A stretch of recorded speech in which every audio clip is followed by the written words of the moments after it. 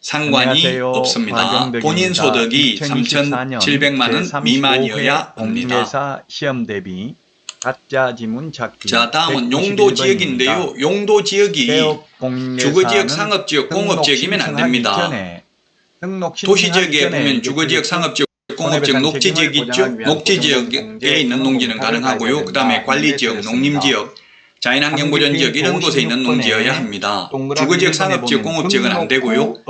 다만 처음에 농사를 지을 때 취득했을 때는 주거지역, 상업지역, 공업지역이 아니었는데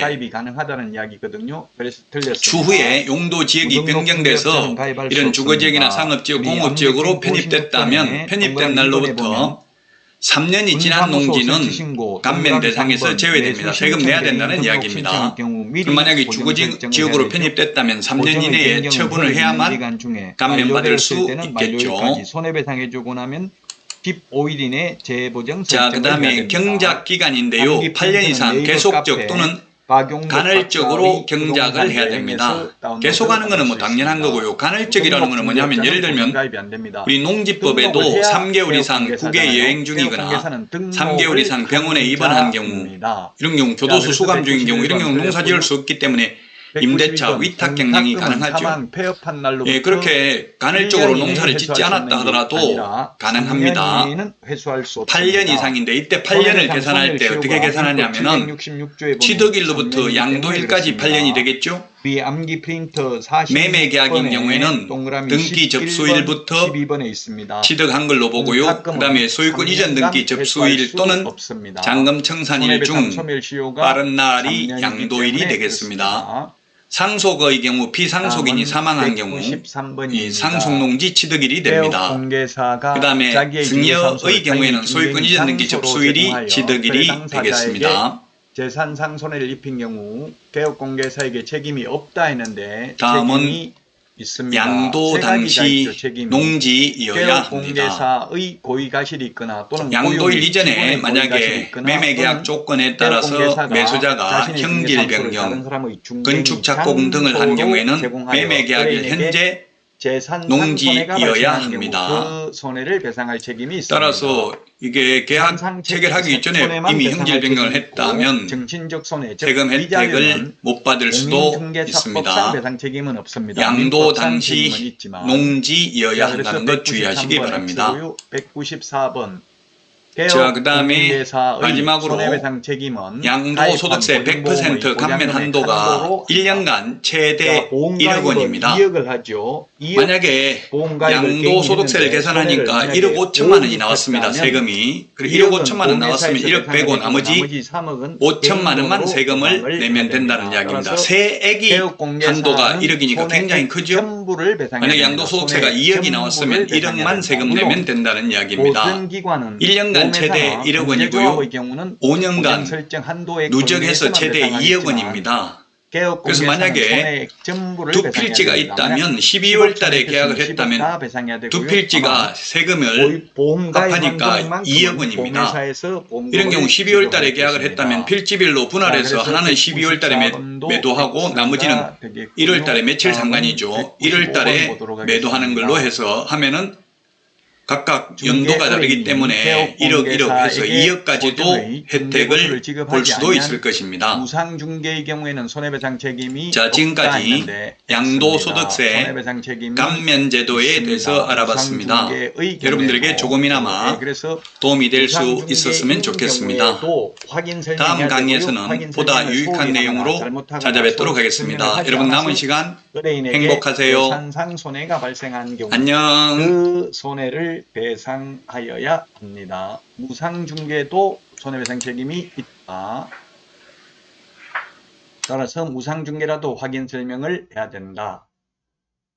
자, 그 다음에 196번입니다. 부정한 방법으로 중개사무소 개설 등록을 한 개업공개사를 신고하더라도 포상금 지급 대상이 아니다 했는데 포상금 지급 대상이죠. 그 집 부정한 방법으로 등록을 한 경우에 포상금 지급 대상은 우리 암기 프린터 28번에 있습니다. 무부양, 광시, 공시 이렇게 암기했죠. 무등록, 그 집 부정한 방법으로 등록, 양도되어 개공 아닌 자가 표시광고를 한 경우 부동산 거래 질서 교란 행위 위반 행위 3개입니다. 시세에 부당한 영향을 미치는 행위를 한 개업공개사나 그 다음에 공동중개 제한 왕따시키는 것, 그 다음에 누구든지 시세에 부당한 영향을 미치는 행위를 한 경우 신고하면 포상금 지급 대상이 되겠습니다. 포상금 시험에 나오니까 꼭 암기하셔야 되겠습니다. 197번 포상금은 해당 신고 사건에 대하여 검사가 불기소 처분을 하면 포상금 안 주죠. 공소 제기하거나 또는 기소유예 처분을 한 경우에 하나여 포상금 받을 수 있습니다. 불기소 처분, 무혐의 결정, 공소권 없음, 기소 중지되면 포상금 못 받습니다. 그러나 검사가 기소를 했는데 판사가 무죄를 선고해도 포상금 나옵니다. 자, 다음은 198번입니다. 하나의 사건에 대하여 2인 이상이 공동으로 신고한 경우 포상금은 1인당 50만원이 아니라 균등하게 배분합니다. 2명이 오면 25만원씩 줍니다. 합계가 50만원입니다. 그래서 10명이 오면 5만원씩 나눠주겠죠. 균등하게 배분합니다. 물론 배분 방법에 관하여 합의를 해오면 합의된 방법에 따라 지급합니다. 그러나 여러 건수가 접수됐을 경우 한 달 전에 접수되고 한 달 후에 접수되고 했으면 최초로 접수한 자에게만 지급하고 2인 이상이 공동으로 신고하면 원칙 균등 배분이고요.